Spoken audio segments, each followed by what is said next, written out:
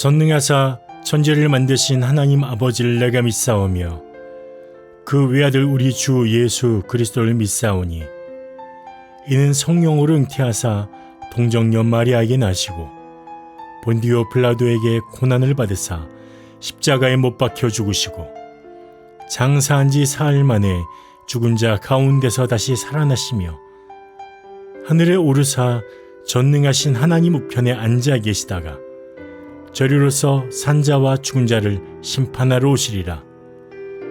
성령을 믿사오며 거룩한 공예와 성도가 서로 교통하는 것과 죄를 사하여 주시는 것과 몸이 다시 사는 것과 영원히 사는 것을 믿사옵나이다. 아멘.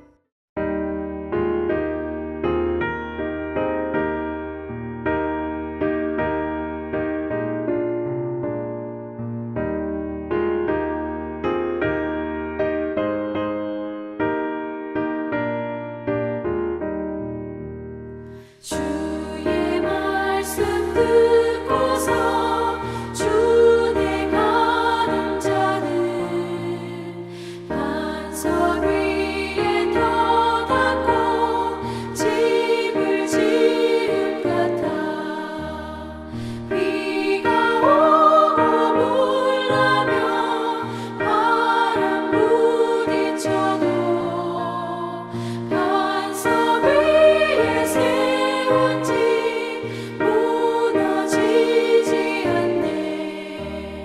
잘 짓고 잘 지세 우리 집 잘 지세 만세 반석 위에도 우리 집 잘 지세. 주의 말씀 듣고도 행치 않는 자는 모래 위에 터닫고 집을 지은 같아 비가 오고 물나며 바람 부딪힐 때 모래 위에 세운 집 크게 무너지네. 잘 짓고 잘 지세 우리 집 잘 지세 만세 반석 위에도 우리 집 잘 지세.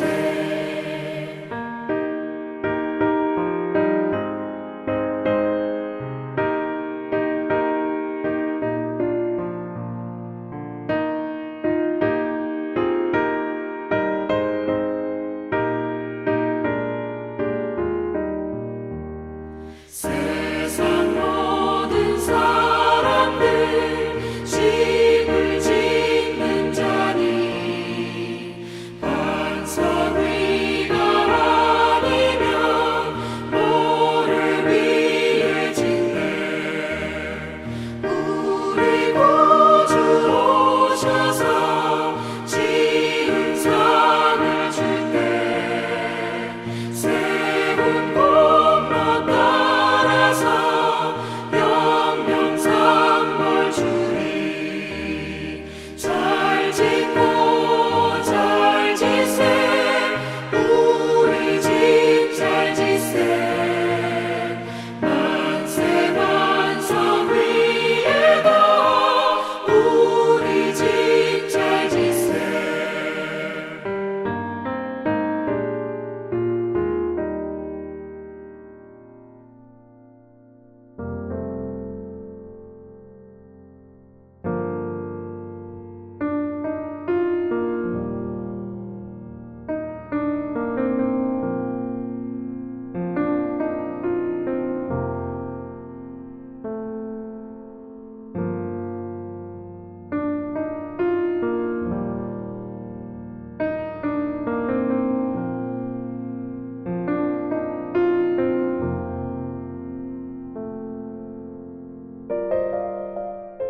이 시간 함께 살펴볼 하나님 말씀은 여호수아 1장 6절에서 8절까지 말씀입니다.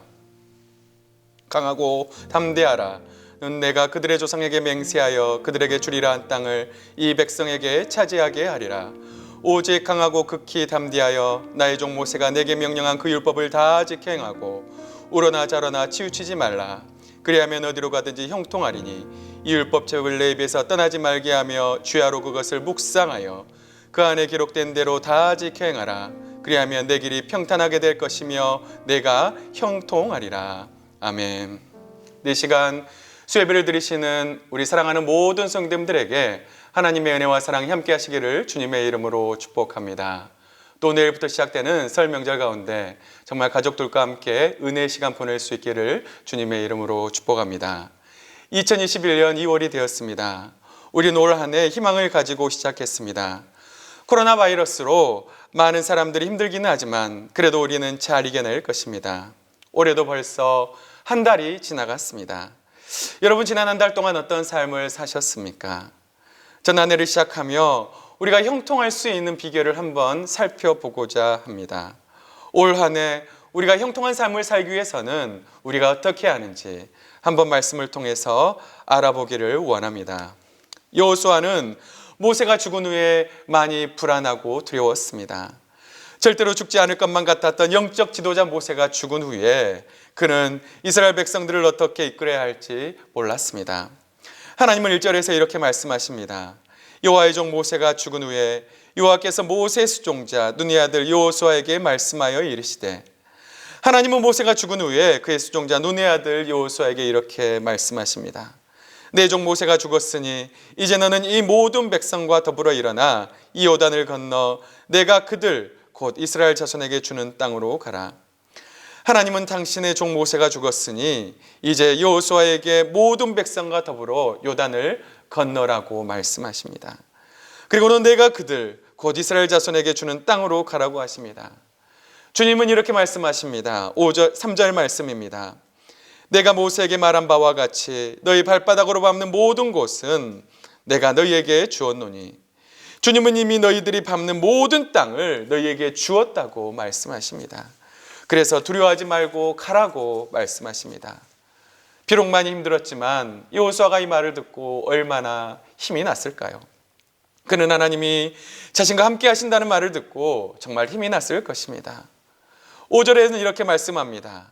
내 평생에 너를 능히 대적할 자가 없으리니 내가 모세와 함께 있었던 것 같이 너와 함께 있을 것임이니라.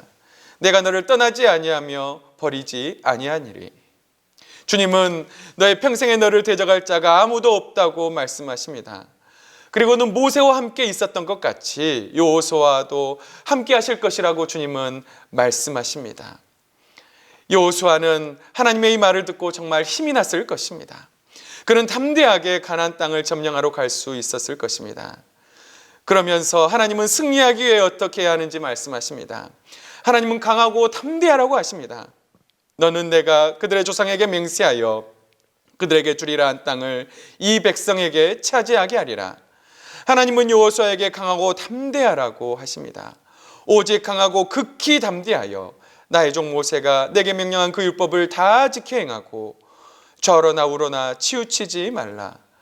강하고 극히 담대하라 하시면서 하나님은 말씀하십니다. 그 율법책을 다 지켜 행하고 저러나 우러나 치우치지 말라. 우리는 강하고 담대하며 하나님의 율법을 다 지켜 행해야 합니다. 그러면 우리는 형통한 삶을 살게 됩니다. 강하고 담대하라. 두려워하지 말며 놀라지 말라. 내가 어디로 가든지 내 하나님 여호와가 너와 함께하느니라 하시니라. 하나님은 강하고 담대하라 하십니다. 두려워하지 말고 놀라지 말라 하십니다. 그러면 내가 형통할 것이라고 하나님은 말씀하십니다. 또 하나님은 그 율법책에 기록된 모든 말씀을 다 지켜 행하라고 하십니다.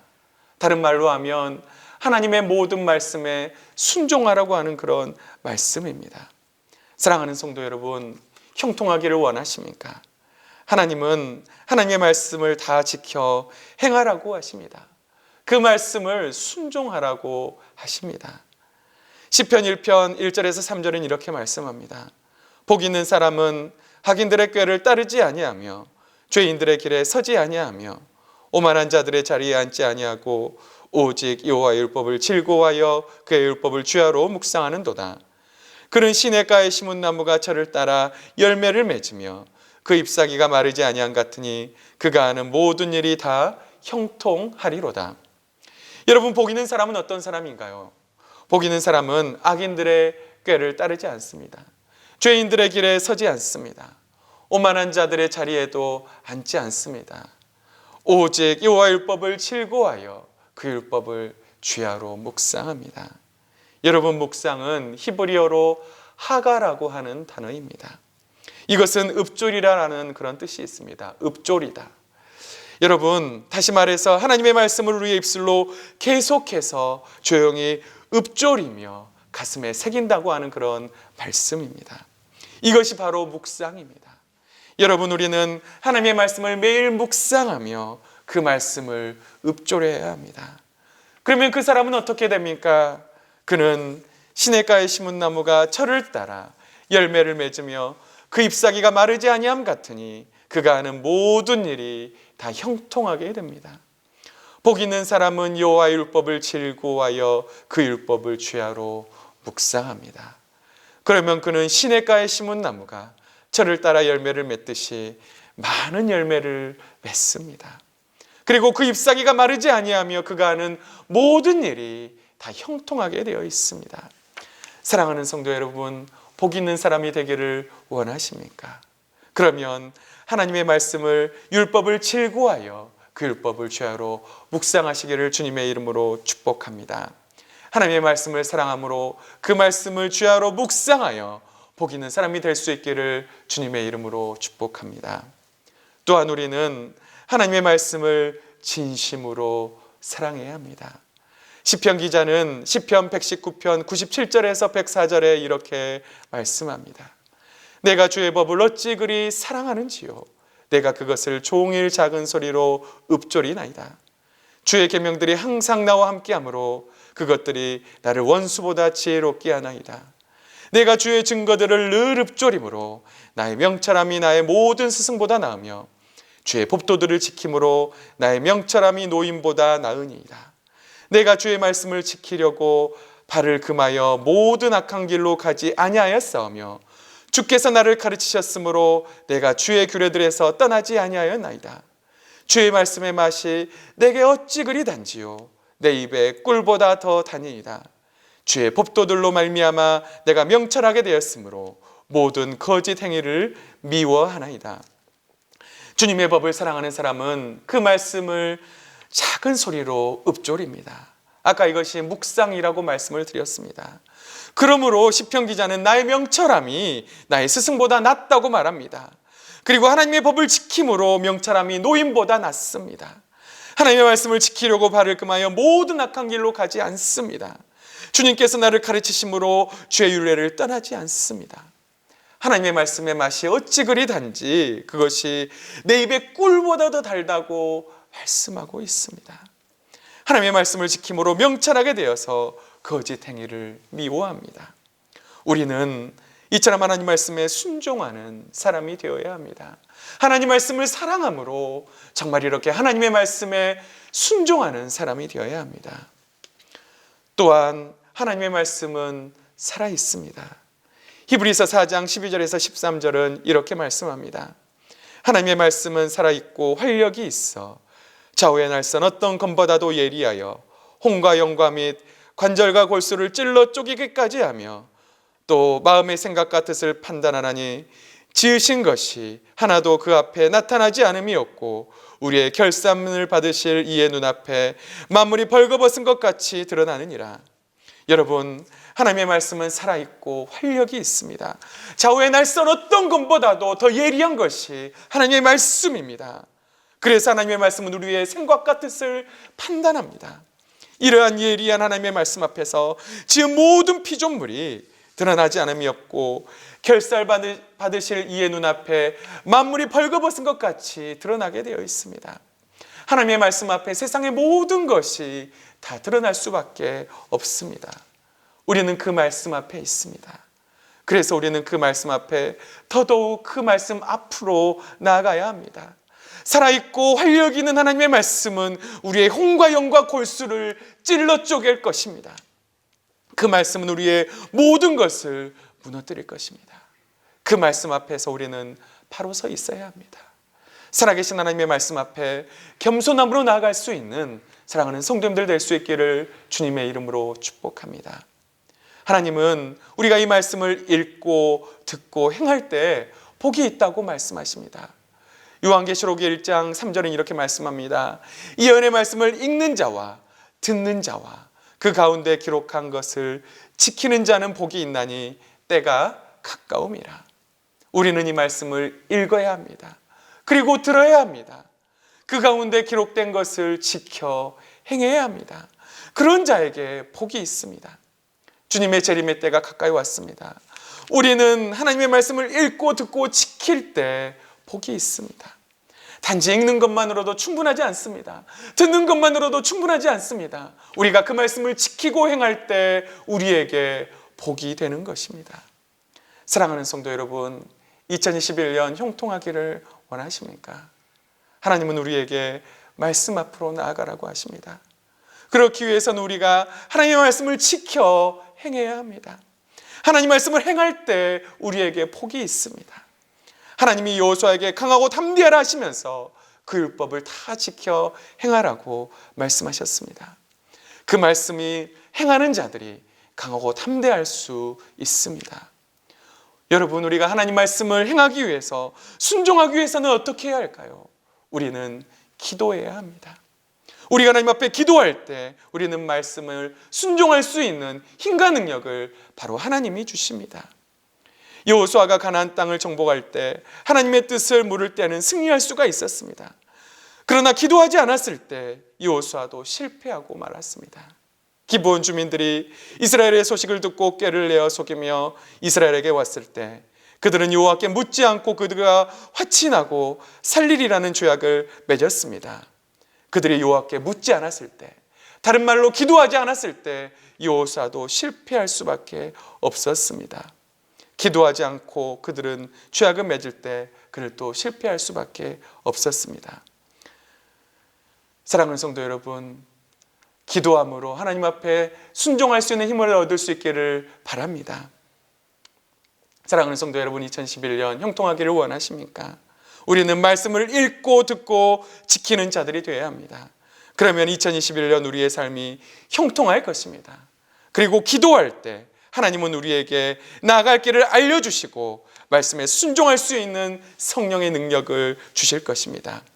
2021년도 우리에게 많은 일들이 있을 것입니다. 말씀을 온전히 읽고 듣고 지켜서 올 한 해도 비록 코로나로 힘든 중에 있지만 믿음으로 승리하는 우리 사랑하는 모든 동명교회 성도님들 될 수 있기를 주님의 이름으로 축복합니다. 다 같이 기도하겠습니다. 하나님 아버지, 여호수아에게 강하고 담대하라 하시면서 그 말씀을 순종할 때 형통하겠다고 하나님 여호수아에게 말씀하십니다. 하나님, 우리가 올 한 해 하나님 말씀에 순종하기를 원합니다. 그 말씀대로 정말로 살기를 원합니다. 하나님, 말씀을 순종할 때 형통하게 하겠다고 말씀하신 하나님, 우리가 올 한 해도 하나님 말씀을 부지런히 순종하여 그 말씀대로 살아갈 수 있는 우리 모든 성도님들 될 수 있도록 인도하시고 함께하여 주시옵소서. 또한 우리가 기도할 때 하나님 말씀에 순종할 수 있는 힘과 능력을 주시고 오직 더욱더 하나님 앞에 가까이 나갈 수 있는 우리 사랑하는 모든 성도님들 될 수 있도록 인도하여 주시옵소서. 그렇게 형통한 삶을 살게 하실 줄 믿사옵고 이 모든 말씀 살아계신 예수님의 이름으로 간절히 기도하옵나이다. 아멘.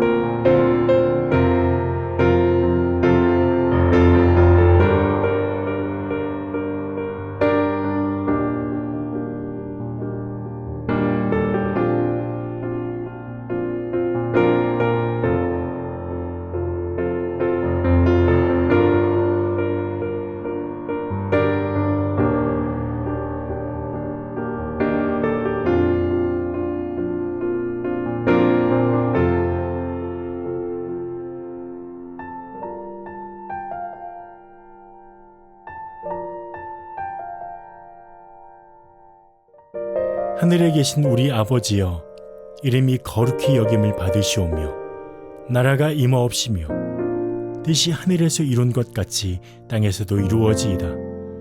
오늘날 우리에게 일용할 양식을 주옵시고 우리가 우리에게 죄 지은 자를 사하여 준 것 같이 우리 죄를 사하여 주옵시고 우리를 시험에 들게 하지 마옵시고 다만 악에서 구하옵소서. 대개 나라와 권세와 영광이 아버지께 영원히 있사옵나이다. 아멘.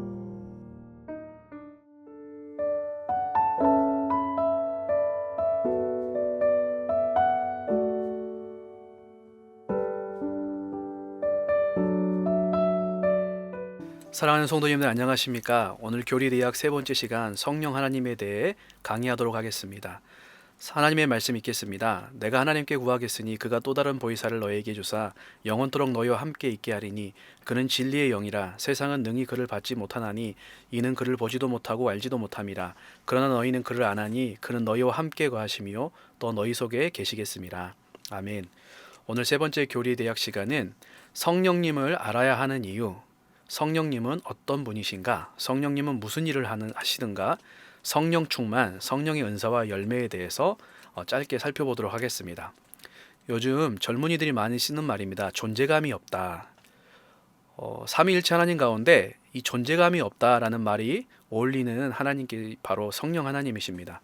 왜냐하면 그동안 성령 하나님은 호흡, 물, 숨, 바람, 불, 비둘기와 같은 물질이나 어떤 에너지, 신비한 기운, 힘으로 오해했기 때문에 그렇습니다.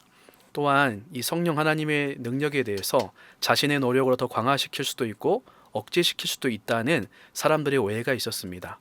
또한 삼위일체 하나님 가운데 성부 하나님은 1등, 성자 예수님은 2등, 성령 하나님은 3등이라는 은연중의 인식 때문에 성령 하나님은 삼위일체 하나님 가운데 존재감이 약했던 것이 사실이고 여러 가지 신학적인 연구에서도 최근에 이르러서 많이 연구되었지 이전에는 잘 연구되지 않았었습니다. 그렇다면 여러분, 성령님은 누구신가? 우리는 도대체 성령에 대해서 왜 알아야 하는가? 그 이유에 대해 살펴보겠습니다. 첫 번째, 인류의 구원을 위한 사역에 지속적으로 개입하여 역사하시기 때문입니다. 성령은 성부께서 세우신 위대한 구원의 계획을 실행하고 적용하시는 분입니다. 성령 하나님은 예수의 동정녀 출생, 시험 받으신 사건, 세례 사건, 가르치고 치유하고 전파하시는 모든 사역에 함께 하셨습니다. 하나님의 구원 계획을 온전히 알고 지금도 함께 하시며 구원의 사역을 이루시며 역사하십니다. 또한 그리스도인으로 살아가기 위해 성령님의 도움이 필수적이기 때문입니다. 성령은 성도의 마음에 빛을 비추어 주셔서 죄를 깨닫게 하고 진리의 말씀을 가르쳐주며 구원의 확신을 심어주고 영적 전쟁에서 하나님의 말씀이 진리의 검으로 역사하도록 우리 가운데 힘을 주며 우리가 병들거나 늙어서 죽음의 문턱에 섰을 때 천국의 소망과 확신을 줍니다. 이 땅을 살아가는 동안 성령님을 통하여 담대하고 굳건하게 두려워하지 않고 살아갈 수 있도록 우리를 도우시는 분이 성령님이십니다. 그리고 세 번째로 참 중요한데요. 삼위일체 하나님이시기 때문에 우리는 성령에 대해 알아야 합니다. 성령 하나님은 본질과 권능과 영원성이, 영광이 성부 하나님, 성정 하나님과 성자 하나님과 동일하신 하나님이십니다. 그렇다면 또 구체적으로 성령님은 과연 어떤 분이신가입니다. 성령님은 먼저 그분의 인격성에 대해 살펴보겠습니다. 성령님은 인격적인 존재입니다. 서두에 말씀드린 것처럼 어떤 물질적인 분이나 힘이 아닙니다. 성령님은 인격적인 하나님이십니다. 이 성령 하나님의 인격에 대해 성경의 증거를 보면 인격적인 대명사를 사용합니다. 그가 스스로 말하지 않고 이 그라는 대명사를 사용하고 있습니다. 인격체라는 것입니다. 또한 인격을 가진 성부 하나님과 성자 예수님과 동일시하는 성경의 증거가 있습니다. 성령 하나님의 신성에 대해서 성령은 삼위일체 하나님으로 제3위의 하나님이십니다. 이게 너무나 중요합니다. 오늘 강의를 듣는 내내 이 사실을 기억하시길 바랍니다. 성령님은 하나님이십니다. 성경은 성령님이 하나님이라고 증거하고 있습니다. 베드로가 아나니와 삽비라가 땅을 판 값을 속였을 때 내가 성령을 속였다. 그런데 이것이 사람에게 거짓말한 것이 아니고 하나님께 한 것이다 라고 증거합니다. 그리고 성령의 이름이 하나님의 이름과 연결되어 있는 것을 우리 고린도전서 12장에서 볼 수 있습니다. 은사는 여러 가지나 성령은 같고 직분은 여러 가지나 주는 같으며 그 모든 사람 가운데 있으시는 하나님은 같다. 성령과 주와 하나님이 같다. 이렇게 하나님이신 것을 연결시켜 주고 있습니다. 세 번째로 성령은 하나님이시기에 하나님의 속성을 동일하게 갖고 계십니다. 전능하심, 전지하심, 무소부지하심, 영원하심 등의 속성을 가지고 계시죠. 오직 하나님에 의해서만 행해지는 신적 사역들을 창조, 중생, 영감, 부활 등의 사역들을 행하시는 분이 바로 성령 하나님이십니다. 성령은 성부와 성자로부터 영원히 나오십니다. 구별되시지만 하나이신 분이십니다. 그렇다면 이 성령님은 어떤 일을 하시는가입니다. 먼저 성령의 일반적인 은혜에 대해서, 은혜의 사역에 대해서 살펴보겠습니다. 일반적인 은혜는 구원받은 하나님의 백성과 구원받지 못한 사람들에게 동일하게 적용되는 사역입니다. 먼저는 창조가 있습니다. 성령 하나님께서는 태초에 흑암과 공허, 어떠한 형태와 모양도 없는 그때에 운행하시면서 질서를 부여하시고 생명을 태동케 하시는 이 창조의 사역 가운데 함께 하신 분이십니다. 또한 성령 하나님은 섭리하십니다. 섭리는 보존과 협력과 통치의 사역으로 나타납니다. 하나님께서는, 이 성령 하나님께서는 처음 하나님께서 창조하신 그대로 하나님께서 이 땅을 그대로 보존하십니다. 그리고 피조물과 협력하여서 피조물이 창조한 질서대로 살아갈 수 있도록 협력하시고 하나님의 절대적인 주권을 가지고 계획과 목적에 따라서 지속적으로 하나님이 창조하신 세상을 다스리시는, 통치하시는 분이십니다. 또한 성령 하나님은 죄를 억제하십니다. 하나님은 정부, 권위자, 주관자 그리고 권세자들을 제정하셔서 죄를 억제하십니다. 하나님은 비록 세상에 구원받지 못한 자들이 있다는 것을 알고 계시지만 그들이 자기 멋대로 살면서 죄를 더 많이 표출하는 것을 허락하지 않으시고 그들 안에서 죄를 억제하십니다. 이 일을 성령 하나님께서 함께 하시는 것입니다. 그리고 문화를 보존하십니다. 하나님은 세상을 창조하신 후 비록 이 세상이 죄 아래 있지만 보존하십니다. 일반 온총을 통해 인류는 문화를 발달시키고 교육기관과 필요한 제도들을 만들어 하나의 사회를 구성하는 공동체적 삶을 발전시킬 수 있도록 작용한 결과로서 문화가 존재하고 문화의 결과물들을 하나님의 법과 질서에 순종하면서 이것들을 잘 보존토록 성령 하나님께서 하십니다. 또한 일반적인 복으로 해나 비나 바람이나 공기나 이러한 것들을 믿는 자나 믿지 않는 자에게 주시는 성령 하나님의 일반적인 은혜의 사역이 있습니다. 중요한 사건이 있는데 바로 성령 하나님께서 오순절 성령 강림하신, 임재하신 사건입니다. 이 사건은 사도행전 2장에 나오는데 이 오순절 성령 강림은 하나님의 세밀하고 철저한 구속의 계획에 따라 이루어졌습니다.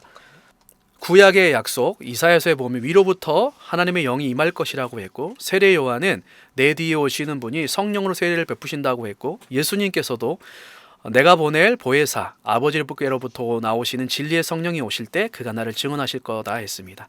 바로 이 약속을 통하여 하나님의 철저한 구속의 계획에 따라 세밀함 가운데 성령 강림 사건이 일어난 것입니다. 오순절 성령 강림 사건은 예수님의 구속 사역이 완성된 것과 예수 그리스도의 영광을 확증하는 사건입니다. 예수님의 성육신과 십자가의 구속 사역이 없다면 성령 강림도 없는 것입니다. 또한 성경은 하나님이 성령을 보내시는 것은 예수님이 영광을 받고 하나님께 가시는 것, 또 예수님 자신이 오시는 것, 그러므로 성령은 그리스도가 세상에 계셨을 때 어떤 일을 행하셨는지 밝혀줄 뿐만 아니라 지금도 살아계셔서 교회 안에서 활동하시는, 또 그리스도는 성령을 통해 그리고 성령 안에서 눈앞에 계시는 것처럼 자신을 계시하십니다. 성령은 그리스도께서 교회 안에 지속적으로 임재하심을 보여주는 강력하게 공개된, 계시된 비밀인 것입니다. 또한 오순절 성령 강림은 복음의 확장과 함께 성도들이 하나님의 새 언약 백성, 곧 그리스도의 몸의 지체들로서 하나가 되는 교회가 설립된 사건입니다. 구약에서는 성령께서 특정한 목적을 위해 다양한 때에 사람들 위해 임하셨습니다. 그들 가운데 역사하셨습니다. 그러나 누구에게도 영원히 내주하지는 않으셨습니다. 그런데 이 오순절 성령 강림 사건은 마가 다락방에서 남녀노소 빈부격차 학력 차이를 떠나 모든 사람에게 성령이 임재하심으로 그들이 모두 하나님의 말씀을 깊이 있게 깨닫고 확신하며 전파할 수 있는 능력을 받게 되었습니다. 오순절 사건 이후 성령이 임재하심으로 세례 요한보다 더 큰 영광과 특권과 복된 삶을 성도들은 누리게 됩니다. 성령의 은혜를 사모하는 성도가 됩시다. 성령께서 우리의 마음 가운데 영원토록 내주하십니다. 성령께서는 말씀을 가르쳐 주시고 인쳐 주시고 보증되어 주시면서 우리가 날마다 실제적인 복음의 능력들을 경험할 수 있도록 역사해 주십니다. 오순절 성령의 임재는 성령 안에서 하나님이 거하실 처소, 곧 하나님의 성령이 거하시는 성전이자 그리스도의 몸된 교회를 설립하고 구성한 사건입니다. 오순절의 능력으로 임하신 성령은 하나님의 교회를 떠나지 않으시기 때문에 핍박과 환난과 이단의 공격에도 불구하고 오늘까지 전 세계에 복음이 전파되는 것입니다. 오순절 성령 강림은 기독론적 관점에서 예수 그리스도의 구속사역의 절정이고 구원론적 관점에서 옛 언약에서 새 언약으로 전환을 규정짓는 사건이고 종말론적 관점에서 구원의 날이 지금 시작되었음을 알려주는 신호이며 교회론적 관점에서 새 시대 즉 교회 선교 시대가 열렸음을 알려주는 사건입니다. 그러므로 오순절 성령 강림은 하나님의 예언이 위대하게 성취된 것으로 반복될 수 없는 단회적 그때 당시에 단회적으로 일어난 사건입니다. 다음은 성령의 특별 은혜의 사역에 대해서 살펴보도록 하겠습니다. 성령께서 하시는 사역의 핵심, 본질은 무엇이냐? 예수 그리스도를 증거하심입니다. 성령께서 하시는 사역의 핵심은 처음부터 끝까지 예수 그리스도이십니다. 예수님에 관한 진리를 명확하게 이해시키시고 무지한 영혼이 그 진리를 받아들이도록 조명하는 역할을 담당하실 뿐만 아니라 그리스도의 임재를 알리고 그분과 사귀도록 우리를 도우시며 세상을 향하여 그리스도를 능력 있게 증거하도록 하십니다. 성령께서 하시는 사역의 본질, 처음부터 끝까지 예수님을 알게 하시고 믿게 하시고 그 구원을 적용케 하시고 전파케 하시는 오직 그리스도가 중심이십니다. 성령이 충만한 역사가 있는 곳에 항상 그리스도가 그래서 증거됩니다. 두 번째로 성령은 우리에게 중생을 주십니다. 중생이란 새로운 영적 생명의 원리를 인간성에 부여하여서 죄와 허물로 죽었던 영혼을 다시 살리는 성령의 즉각적인 역사입니다.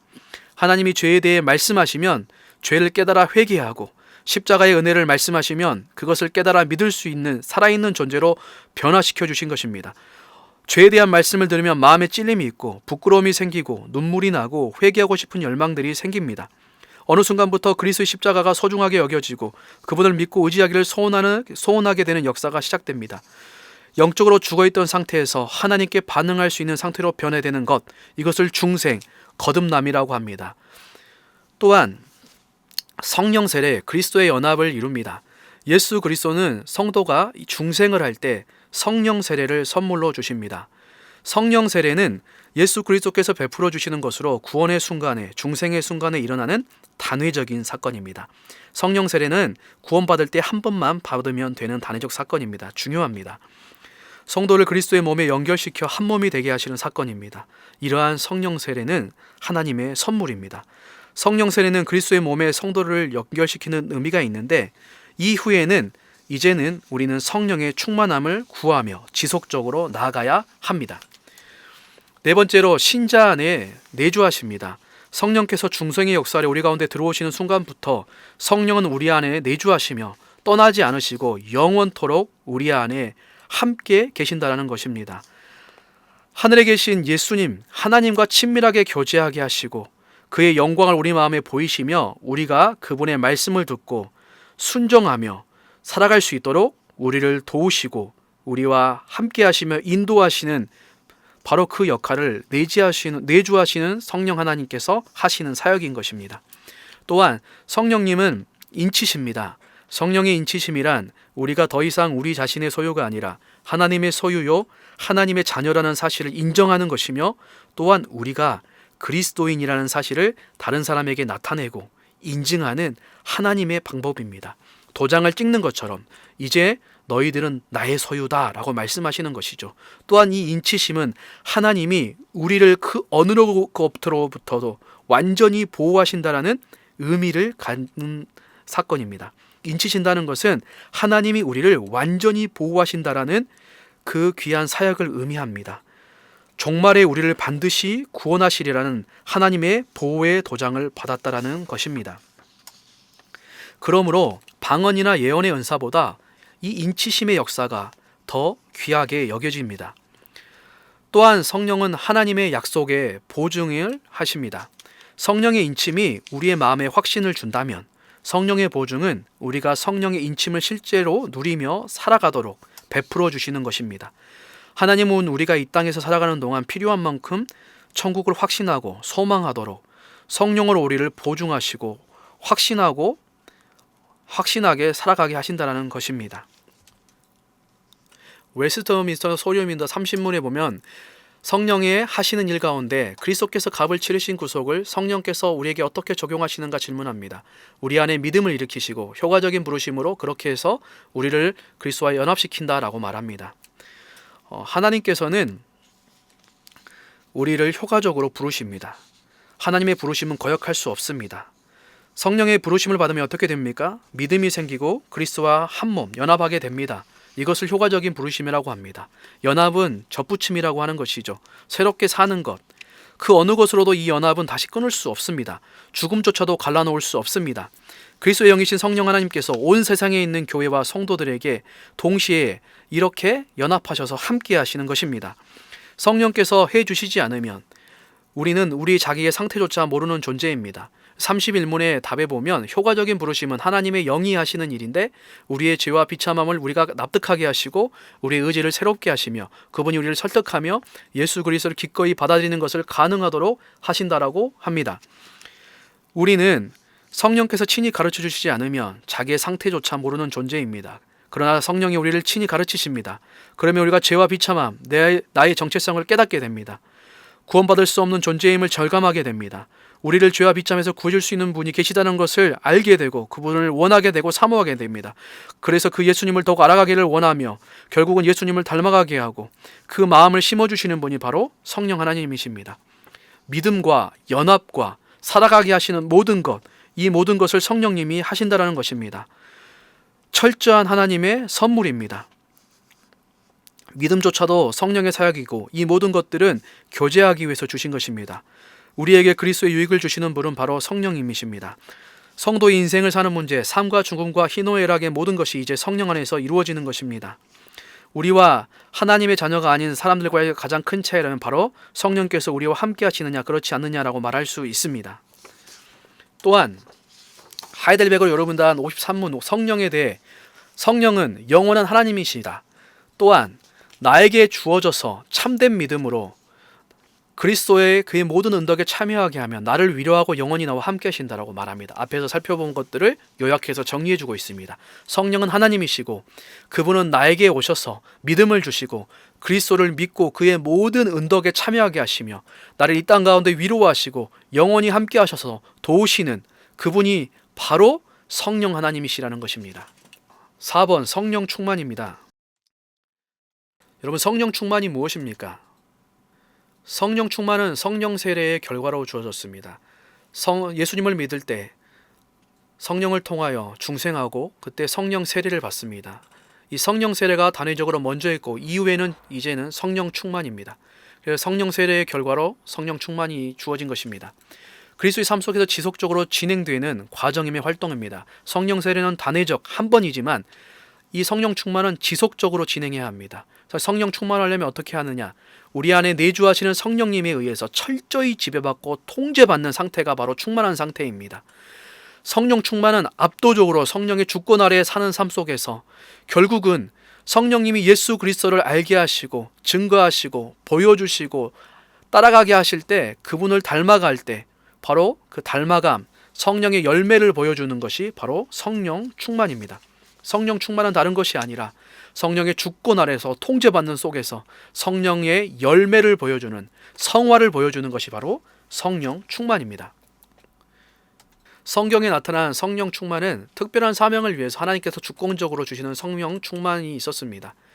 보통 일반적인 헌신된 그리스도인들의 일반적인 특징의 모습이었고 특정한 사역이나 직책을 위해 하나님이 주권적으로 주시기도 했으며 즉각적으로 감당해야 할 일이나 또는 어떤 위기 상황 속에서 준비시키기 위해 성령 충만을 허락하시기도 했습니다.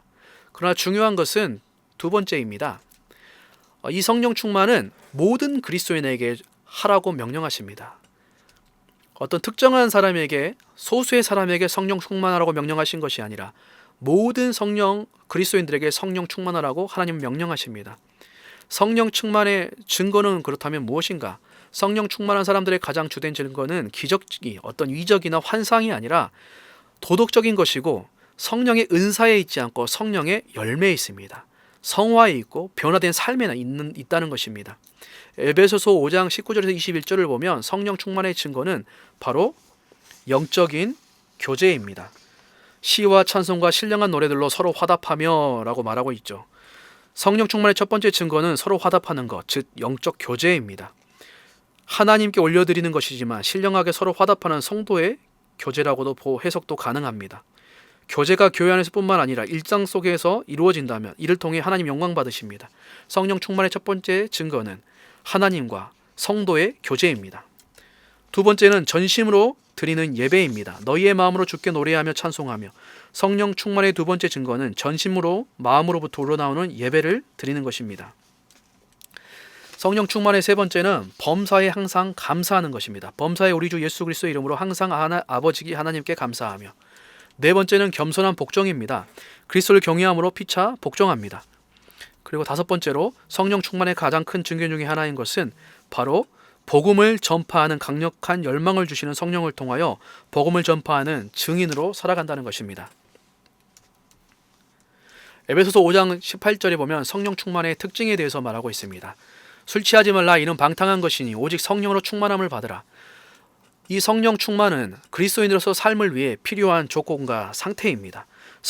사도 바울은 성령 세례를 받은 사람들이 그리스도인으로서 삶을 살아갈 때 항상 성령의 충만한 상태 가운데 살아야 한다는 것을 권고하고 명령하고 있습니다. 모든 그리스도인들을 향한 명령입니다. 받으라라는 이 동사는 복수형으로 되어 있습니다. 성령 충만은 모든 그리스도인에게 주어진 명령입니다. 받으라는 이 명령 현재형으로 되어 있습니다. 그래서 이거는 계속을 말하는 것입니다. 성령 충만은 마치 호흡처럼 지속적으로 계속적으로 충만함을 받아야 합니다.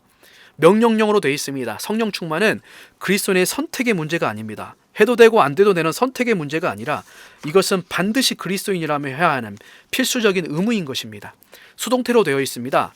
성령 충만을 누리기 위해서는 내가 하나님의 말씀과 그리스도 예수께 반응하고 그분의 말씀을 따라가는 것이 필요하지만 우리 스스로의 노력과 힘으로는 성령 충만할 수 없습니다. 성령 충만을 누리기 위해서는 무조건 성령님께 우리의 전부를 맡겨드려야 합니다. 성령 충만은 성령과의 지속적인 교제, 이 교제를 통해서 성령의 열매로 우리 삶 속에 나타나게 됩니다. 성령 충만한 그리스도인은 제자로서 살아가는 모든 삶의 영역 안에서 사람의 제일 되는 목적인 하나님의 영광을 구하고 영원토록 그를 즐거워하게 돼 있습니다. 성령 충만하다는 것은 다른 것이 아닙니다. 하나님과 지속적인 교제를 하는 것이고 그거를 통하여 예수님을 닮아가는 삶의 변화, 성령의 열매, 성품의 열매, 바로 성화가 나타난다는 것입니다. 이것이 성령 충만입니다.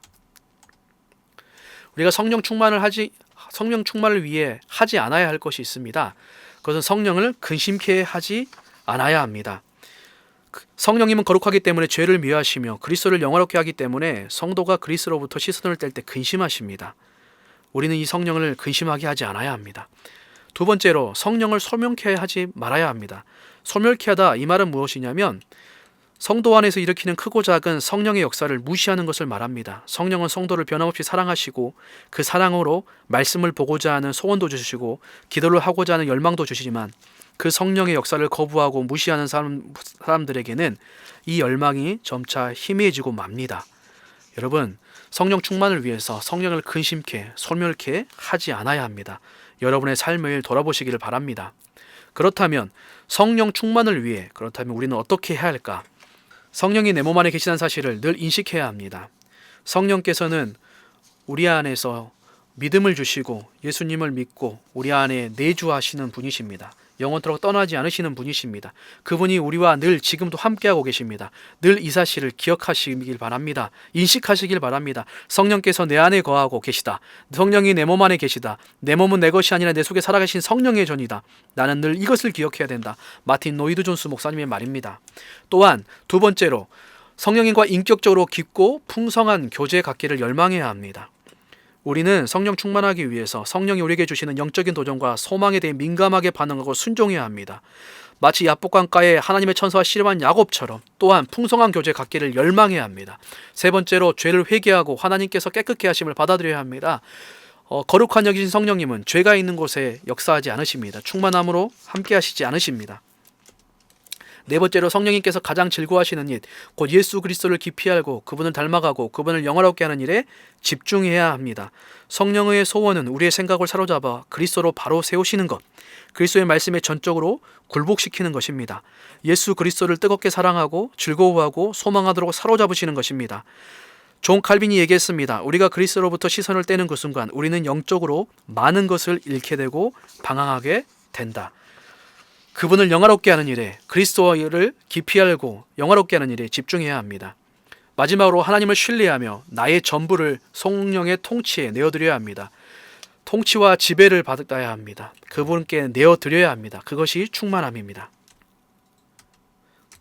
성령 충만에 대한 오해들이 있습니다. 특별한 경험의 일부 가운데 어떤 부분들은 성령님이 역사하시는 경우도 있지만 어떤 일부의 경험들은 그 경험이 성령 충만의 현상으로 보기 어려운 것들이 있습니다. 잘 분별해야 됩니다. 단정하면 안 됩니다. 마귀적이고 위장한 사탄의 끔찍한 계략이 있습니다. 또한 개인적인 감정이나 느낌 중심을 경계하셔야 됩니다. 내가 느끼기에 너무나 좋았다. 엄청난 기적이나 부흥 이런 것처럼 보인다. 자신의 개인이나 감정이나 느낌의 판단으로 성령 충만하다라고 해서는 안 됩니다. 개인의 카리스마, 자신의 지식 훌쩍 뛰어넘는 듯한 강력한 메시지를 전달하는 사람, 그런 사람을 바라보면서 성령 충만하다 확증하지 못합니다. 마음의 안정과 평안함, 그 집회에 가니 마음이 참 편하고 기분이 좋다. 마음의 안정과 평안함이 있었다. 이게 꼭 성령 충만한 모습은 아닙니다. 성령 충만은 죄책과 은혜가 동시에 작용합니다. 그래서 이것이 성령 충만에 대한 오해가 될 수 있습니다. 또한 성령 충만하면 방언을 해야 된다. 아닙니다. 성령 충만한 것과 이 은사로 주어지는 방언 다른 것입니다. 하나님의 은혜로 복음을 충만히 깨닫고 하나님의 복음을 온 세상에 전하는 일에 쓰임받았던 탁월한 설교자들, 신실한 사람들, 목회자들, 신자들 가운데 방언을 하지 않은 수많은 사람들이 있습니다. 성령 충만은 그리스도를 닮은 성령의 열매로 나타나는 것입니다. 성령의 마지막으로 은사와 열매입니다. 성령의 은사는 과연 무엇인가? 성령의 은사들은 사람들이 특정하게 각자에게 맞는 봉사일을 하는데 적합하도록 하나님이 그분의 은혜와 능력으로 부여하신 은혜의 선물입니다. 성령의 은사는 하나님의 은혜의 선물입니다. 은사, 그래서 기프트, 은혜의 선물, 또 직분으로 주시는데 이거는 봉사의 여러 형태를 나타냅니다. 성령의 은사는 바로 이 은사와 직분으로 주셨습니다. 이 성령의 은사에 관련된 본문 고린도전서 12장부터 14장, 또 로마서 12장, 또 에베소 4장, 베드로전서 4장 이렇게 이 본문들은 나중에 한번 꼭 참고해서 읽어보실 수 있기를 바랍니다. 영적 은사의 의미, 이 영적인 성령의 은사의 의미는 과연 무엇인가? 영적 은사들은 하나님의 은혜로 말미암아 주권적으로 주시는 선물입니다.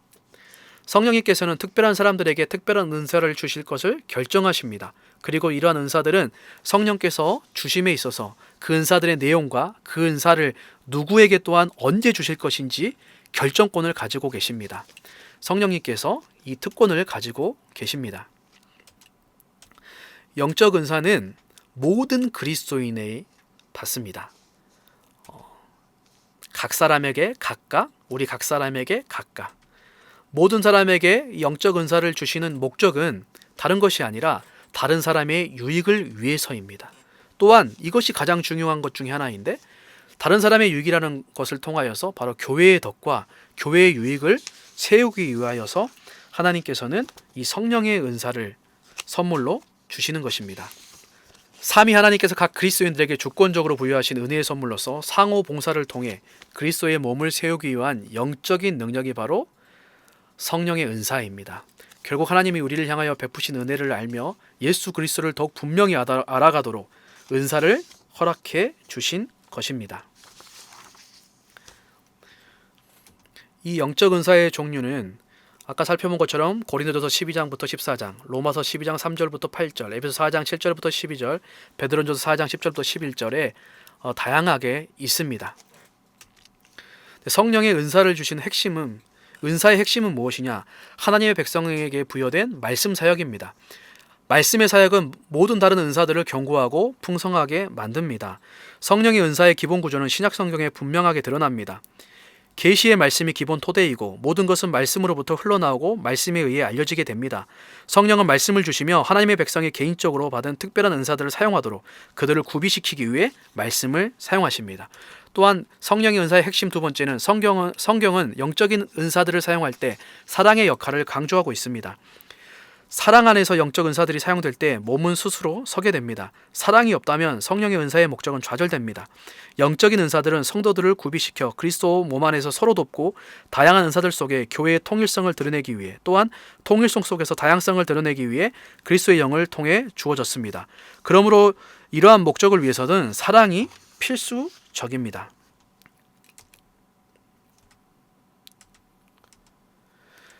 성령의 역사를 과연 이것이 성령의 역사인지 분별하는 방법이 있습니다. 첫 번째로 참된 성령의 역사의 중요한 척도는 거룩입니다.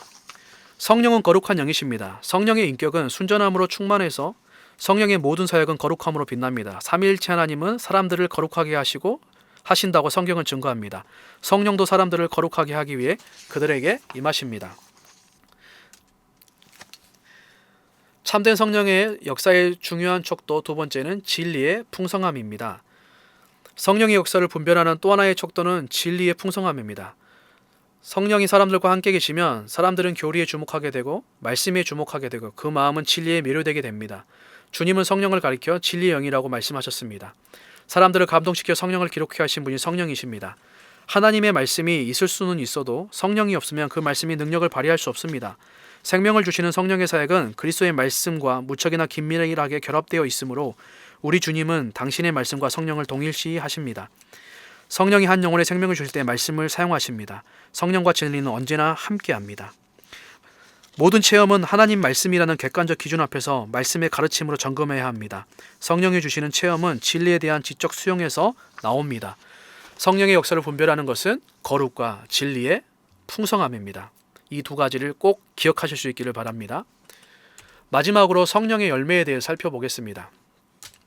성령의 열매는 성령이 내주하시는 성도들의 삶 속에서 필연적으로 반드시 맺게 되는 것으로 성도의 인격의 성숙과 밀접한 관련이 있습니다. 이거는 성숙과 관련이 있습니다. 성도들의 믿음이 참된 믿음인지 아닌지 구별해 주는 것입니다. 왜냐하면 성령이 내주하시면 필연적으로 반드시 결과적으로 이 성령의 열매를 맺게 되어 있습니다. 성품이 변화되고 그리스도를 닮은 성화가 나타나는 것이죠. 이것이 있고 없고가 그 사람이 진짜 믿음이 있는지 없는지를 구별해주는 중요한 표지입니다.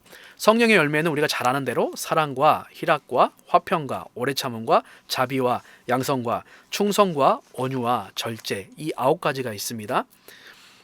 성령의 열매의 기원과 특성 성령의 열매의 기원을 보면 성령의 열매는 초자연적이며 성령님께서 이 열매들을 맺게 하신 것입니다. 이 열매들은 성령 충만한 사람들의 삶 속에서 성령이 자라게 하시고 거두시는 수확 열매입니다. 더 나아가 이 열매는 성령의 충만한 내주하심의 가장 훌륭한 증거입니다. 그리스도인의 삶의 목표는 그리스도의 형상을 본받는 일입니다.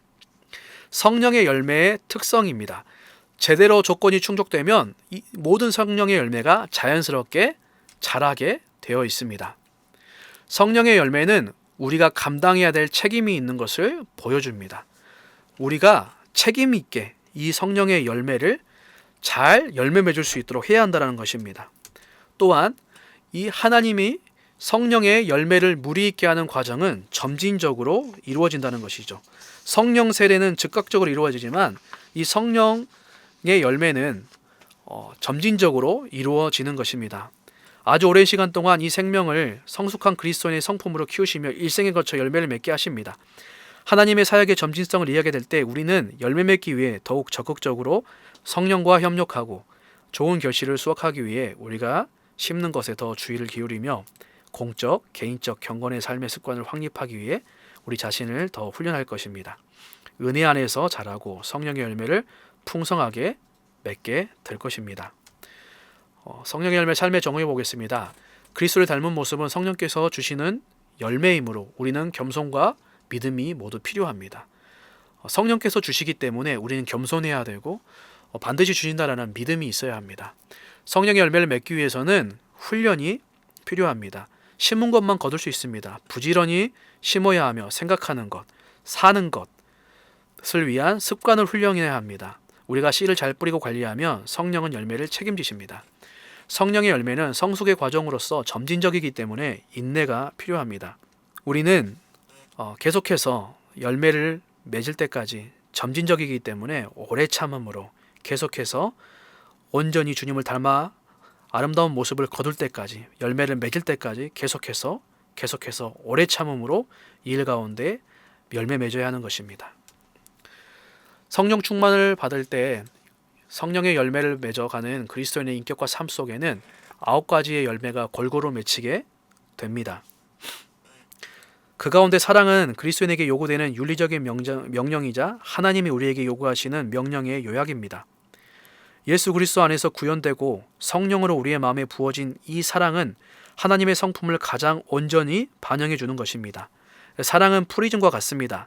사랑이라는 프리즘을 통과하면 여러 색깔로 나뉘는 빛과 같이 8가지 열매도 사랑을 떠나서는 존재할 수 없고 사랑의 은사를 떠나서 더해지는 열매가 아닙니다. 그래서 우리가 이 명령에 순종하게 하시는 오직 성령님이십니다. 우리 안에 내주해 계시는 성령이 우리를 통치하고 지배하고 이끌어 주실 때에 비로소 우리는 사랑의 삶을 살 수 있습니다. 예수 그리스도 안에서 구현되고 성령으로 우리의 마음에 부음받은 사랑, 하나님의 성품을 가장 온전히 반영하는 것입니다. 순종하게 하시는 분은 성령님이십니다. 그래서 그분을 더 의존해야 합니다. 네, 이것으로 오늘 제3강 성령 하나님에 대한 강의를 마치도록 하겠습니다. 기도하겠습니다. 존귀하신 하나님 아버지, 오늘 3강 성령 하나님에 대해서 배우게 하시니 감사합니다. 성령 하나님이 삼위일체 하나님이신 것을 인정하게 하시고 그분이 우리 삶 가운데 임하셔서 우리로 중생케 거듭나게 하시고 믿음을 주시고 구원을 적용시켜 주시고 우리 안에 영원토록 떠나지 아니하시며 우리를 도우시고 우리에게 힘주시며 우리에게 은사와 열매로 예수 그리스도를 닮아가게 하시는 성화를 일으켜 주시는 귀하신 분인 것을 알게 하시니 감사합니다. 사랑하는 모든 성도님들이 이 성령님을 내 마음속에 계심을 확신하게 하여 주시고 그 성령님의 주권적인 지배와 인도하심의 모든 것들을 다 내어드리며 성령 충만하여서 예수님을 닮아가고 성령의 열매를 맺어가고 성령의 은사를 가지고 다른 사람들과 교회의 덕과 교회를 온전하게 세울 수 있는 귀한 생애를 살아갈 수 있도록 인도하여 주옵소서. 예수님의 이름으로 기도합니다. 아멘.